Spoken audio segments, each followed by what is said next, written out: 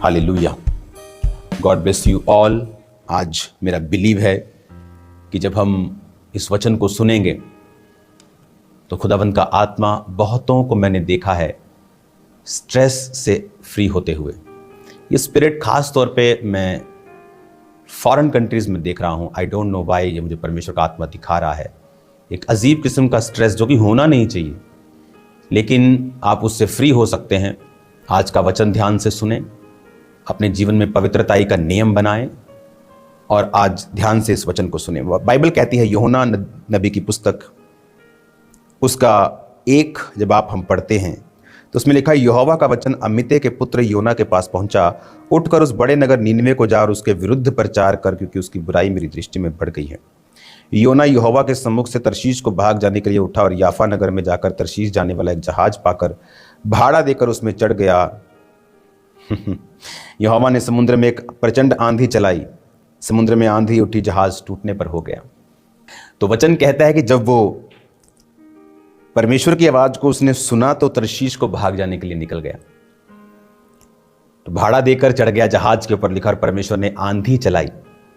जब आंधी चली, तूफान, लहरें उठने लगी, तो वो लोग जो जहाज में जो काम करते थे, जहाज को चलाने वाले थे, वो लिखा व्यापार की जो सामग्री थी जहाज की फेंकने लगे कि जहाज हल्का हो जाए और हम बच जाएं। और ये भाई साहब योना नीचे जहाज के निचले हिस्से पे जाकर सो रहा था और मांझी ने उसे उठाया। अगर आप पढ़ेंगे पूरा एक अध्याय पूरा पढ़ेंगे, पहला योना, आपको मालूम होगा। जब उसे उठाया तो पूछा, भाई तू कौन है? उसने कहा, मैं योना हूं, मैं जल स्थल जिसने बनाया है उस परमेश्वर को मानता हूं। तो बातों बातों में उन्हें मालूम हुआ कि ये जो भाई साहब हैं ये परमेश्वर के सम्मुख से भाग आए हैं। तो ये मुसीबत इनकी वजह से हम पर पड़ी है। और वचन कहता है, उन्होंने कहा 7 आयत में, चिट्ठी डालकर हम जान लीजिए विपत्ति किसके कारण पड़ी है। तो जब उसको उठाया उन्होंने, जब वो सो रहा था, जो चिट्ठी डाली गई, चिट्ठी योना के नाम पे निकली। योना ने बताया कि मैं इब्री हूं, प्रभु के सामने से भाग आया हूं। तो उसने कहा, अब क्या करें? उसने कहा, मुझे समुद्र में फेंक दो तो तुम शांत हो जाएगा, सारा कुछ ठीक हो जाएगा। तो वो डरे पहले कि हम तुझे कैसे भेज दे भाई, तुझे परमेश्वर ने भेजा है। तो उन्होंने प्रार्थना की, प्रभु इसके खून का लेखा हमसे मत लेना, तू जान, तूने इसको भेजा था, तू ही अब सब कुछ कर रहा है। तो जब उन्होंने भेजा तो परमेश्वर ने एक मच्छ को, बाइबल कहती है, ठहराया था, बड़ी मछली को ठहराया था, व्हेल को ठहराया था, जो उसे निगल गई। अब वो अंदर से प्रार्थनाएं कर रहा है और कह रहा है कि जब मैं मूर्छा खाने को था, जब मैं पहाड़ों की जड़ तक पहुंच गया, जब मैं मरने वाला था, तो परमेश्वर ने मुझे बचा लिया। आज कितने लोग हैं ऐसे जो योना नबी की तरह हैं? आपको मालूम कितने लोगों के जीवन में इसलिए मुसीबत है क्योंकि वो परमेश्वर के कार्यों से भाग रहे हैं। मैंने प्रभु के कार्यों से भागकर लोगों को फौरन जाते देखा है और उसके बाद उनकी जिंदगी को नरक बनते देखा है। वो फौरन जिसे स्वर्ग समझ के लोग सेवकाई को छोड़ के चले जाते हैं, उनकी फैमिलीज, उनकी पर्सनल लाइव्स नरक भोगते हुए मैंने देखा है।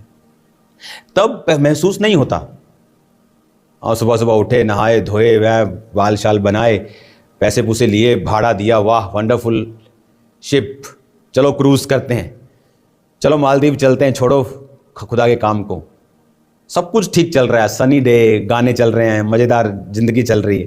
पर कब तूफान आता है समझ नहीं आती। तो जब लोग गलत डिसीजन लेते हैं तब मालूम नहीं होता एकदम से, और ना ही एकदम से तूफान आता है। तूफान आने में टाइम लगता है, लेकिन जब आता है तो कानों में हाथ लगा देता है कि बस करा देंदा, पंजाबी च लिखा कि बस हो गई यार, कन्ना नूं हथ लवाते। और आज कितने लोग हैं योना की तरह हैं।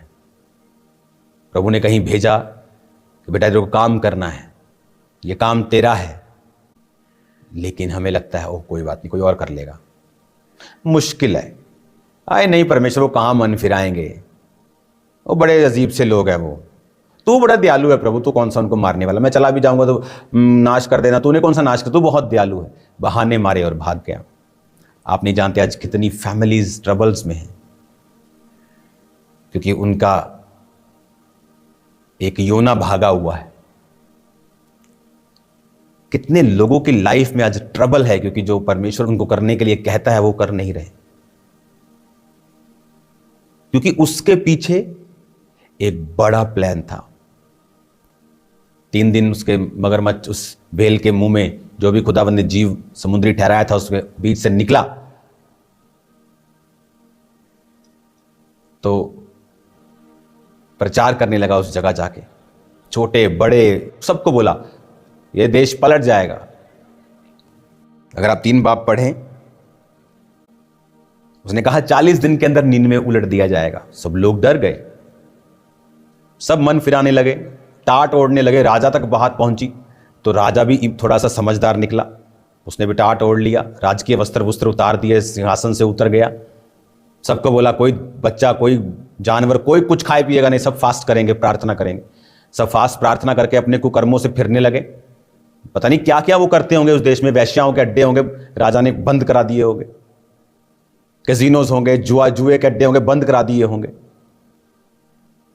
बड़ी चीजें होंगी, राजा ने बंद करा दी। उन 3 दिनों में मन फिरा लिया, सिस्टम चेंज कर दिए। और बाइबल कहती है जब परमेश्वर ने देखा कि वो मन को फिरा रहे हैं तो परमेश्वर ने अपने विचार को बदल लिया।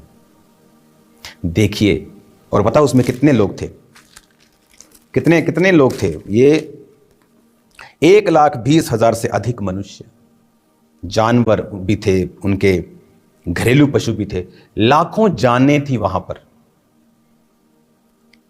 और ये आदमी भाग रहा था क्योंकि उसे डिस्कंफर्ट नहीं चाहिए था।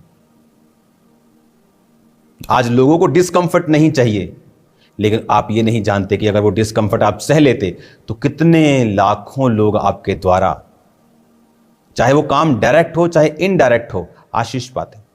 एक बड़ा शिप चलता है, कैप्टन तो दिखता है, लेकिन नीचे जो कोयला डालने वाले लोग हैं या नीचे जो आज की मशीनरी के हिसाब से काम करने वाले जो दिखते नहीं हैं, इसका मतलब ये नहीं कि उनका सहयोग नहीं है, वो भी उतने ही आशीष के हकदार हैं। प्रभु ने कहा 2 वाले को बहुत सी चीजों का अधिकारी बनाऊंगा, 2 के साथ 2 कमाए। 5 को भी सेम आशीष दी, ये नहीं कहा कि मैं तुझे थोड़ी ज्यादा दूंगा, आशीष सबको सेम मिली, क्योंकि 2 ने 2 के साथ 2 कमाए, 5 ने 5 के साथ 5। एक वाले ने उसे दबा दिया, चलो छोड़ो कनाडा चलते हैं, सेवा छोड़ो, चलो कहीं यूरोप चलते हैं। तो आज जब उनकी जिंदगी में दुख आते हैं तब भी वो इतने बुद्धू, इतने निर्बुद्धि, इतने बेवकूफ लोग हैं, अभी भी नहीं समझते हैं कि हम आज की जनरेशन के योना हैं, आज की जनरेशन के पौलुस, पतरस, चेले, स्तिफनुस भी हैं, और आज की जनरेशन के योना और शाउल और ऐसे व्यभिचारी भी हैं जो आज की जनरेशन के हैं। आज भी सदूकी फरीसी आपको विरोध करते हुए लोगों का मिल जाएंगे छोटी छोटी बातों के ऊपर, और आज भी परमेश्वर की आत्मा की सहायता से चलने वाले प्रेरितों की तरह चलने वाले लोग भी मिल जाएंगे आपको। जीवित और मुर्दा चर्च दोनों मिल जाएंगी आपको। अटैक करने वाले लोग, एक किसी बड़ी चर्च पे प्रॉब्लम आई तो सब बड़ी चर्चों को लपेटना शुरू कर देंगे। यह दिखाता है कि उनके मन में कड़वाहट है, वो आपको असल प्रेम नहीं करते हैं। स्थिर नहीं है लोग, एक स्पिरिट के नहीं है लोग, नकली हैं लोग। आपको कुछ कहेंगे, पब्लिक में कुछ कहेंगे, वो दोगले चरित्र के लोग हैं आज। इसलिए प्रभु उनको बढ़ाता नहीं, कुछ भी कर लें वो बढ़ाता नहीं, एक लेवल के ऊपर रखता है, क्योंकि चरित्र बहुत बड़ी चीज है, सबसे बड़ी चीज है। जो खुदा ने काम सौंपा है, बड़ा हो छोटा हो, उससे भागे नहीं, क्योंकि उसमें आपकी ग्लोरी है, महिमा है, सुरक्षा है, बरकत है। ऑस्ट्रेलिया से आप सबको मैं कॉन्ग्रेचुलेशंस बोलता हूं, तारीफ कर दो खुदावंद के बड़े क्रूसेड्स के लिए, कामों के लिए।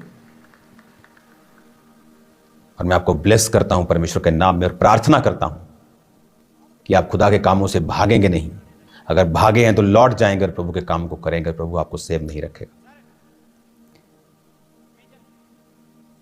कि कुछ मुसीबतें ले हैंड से नहीं जाएंगी, तौबा से जाएंगी। That's it, that's all. God bless you all, God bless your families, God bless your finances, may God bless everything